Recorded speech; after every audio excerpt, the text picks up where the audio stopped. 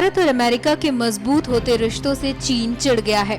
चीन की ये चिढ़ उसके सरकारी अखबार में दिख रही है।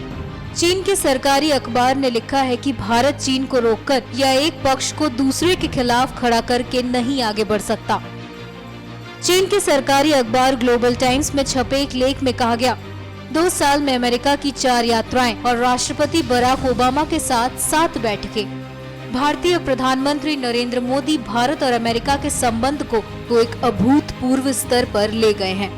दोनों देशों का आपस में जुड़ाव कैसा होगा, इस बात पर गर्मा-गर्म चर्चाएं शुरू हो गई हैं। किसी एक पक्ष का समर्थन करना या किसी दूसरे पक्ष के खिलाफ खेमेबंदी करने से भारत का उदय नहीं होगा। नई दिल्ली की एक बहुआयामी कूटनीति की ओर देख रही है। अच्छा प्रदर्शन कर रही भारतीय अर्थव्यवस्था देश को बहुपक्षीयता के साथ और ज्यादा आश्वस्त होने और संतुलित अंतर्राष्ट्रीय संबंध बनाने की कोशिश करने के लिए कई प्रोत्साहन देगी।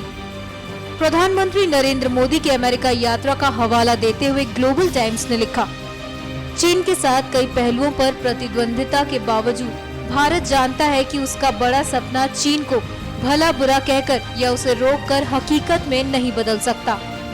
इसके बजाय उन्हें अपने हित के लिए सहयोग को विस्तार देना चाहिए, संभावनाओं को तलाशना चाहिए और आपसी विश्वास कायम करना चाहिए।